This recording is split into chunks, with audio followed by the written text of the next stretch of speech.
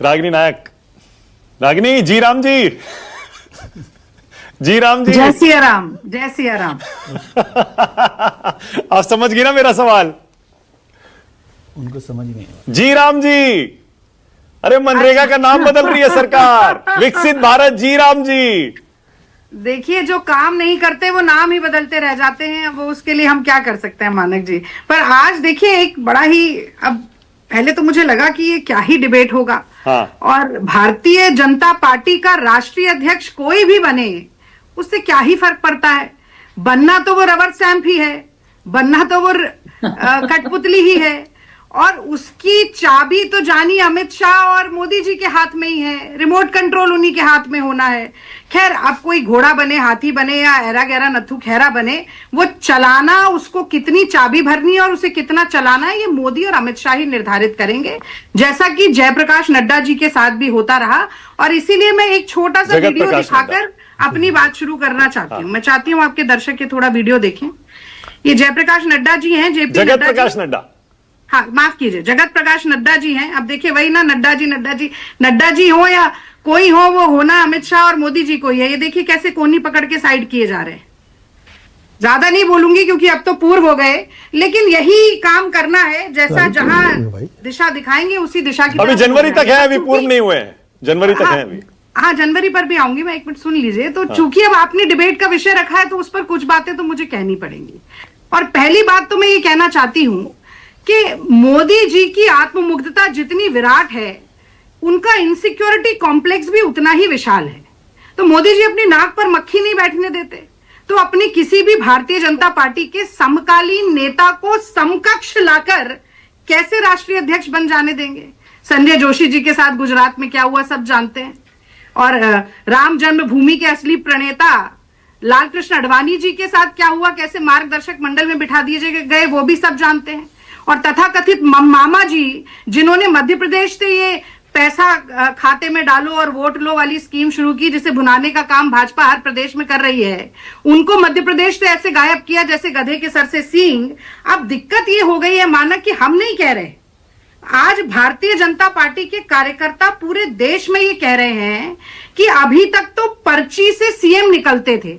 आपको वो भी एक वीडियो याद होगा, पर्ची से सीएम वाला, याद है कि नहीं है? हाँ, राजस्थान वाला, वो भी दिखा देती हूँ। तो पर्ची से सीएम निकलते थे, अब ये पर्ची से अध्यक्ष भी निकले जा रहे हैं। और दुर्गति ये हो गई है कि भारतीय जनता पार्टी के राष्ट्रीय कार्यालय को जीवनी छाप के प्रदेश कार्यालयों में भेजनी पड़ रही है कि नितिन नवीन है कौन। और आपने एक बड़ा अच्छा इसमें एंगल जोड़ दिया। आपने बहुत, मुझे लग रहा है यहाँ पर जितने भी विशेषज्ञ थोड़ा भारतीय जनता पार्टी या संघ की विचारधारा को और इसके पीछे की मंशा को दर्शा रहे हैं, वो बाल की खाल निकालते हुए ये गणित, वो गणित, जाति गणित, उम्र गणित, नौजवान, युवा, वृद्ध सब कर रहे हैं। पर दलित, आपने अच्छी बात जोड़ी कि दलित नहीं नजर आ रहा है। मैं तो अब त्रिपाठी जी से 2-3 बार पूछ चुकी हूँ और फिर पूछती हूँ कि असल में दलित सरसंघचालक कब बनेगा या कोई दलित राष्ट्रीय अध्यक्ष कब बनेगा, इसका इंतजार हो रहा है।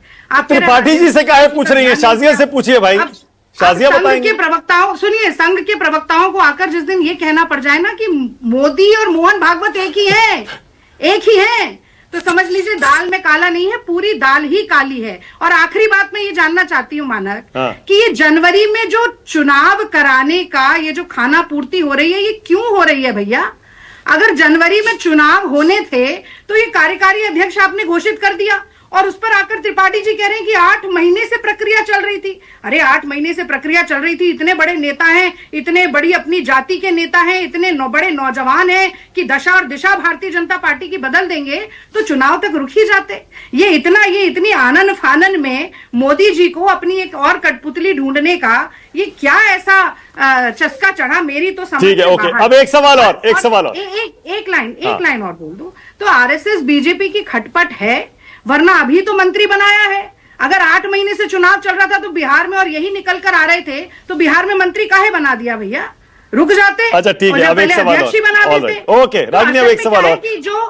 हम पढ़ रहे हैं रागिनी, एक लाइन, वर्किंग प्रेसिडेंट और नॉन वर्किंग होम मिनिस्टर जिन्हें पता नहीं है आरडीएक्स कहां से आ जाता है, पुलवामा में हो चाहे दिल्ली में हो, जिन्हें पता नहीं पहलगांव में आतंकी कहां से आ जाते हैं। तो असल में ये जो नॉन वर्किंग होम मिनिस्टर हैं, इनको भी वर्किंग प्रेसिडेंट ही चाहिए। ये वर्किंग ही रहेंगे क्योंकि इन्हें वर्क उतना ही करने दिया जाएगा जितना दोनों मोटा भाई ठीक है, ओके। अब एक सवाल और, हम सुन रहे हैं, आज अखबार में पढ़ रहे हैं कि प्रशांत किशोर और प्रियंका गांधी की कोई सीक्रेट मीटिंग हुई है।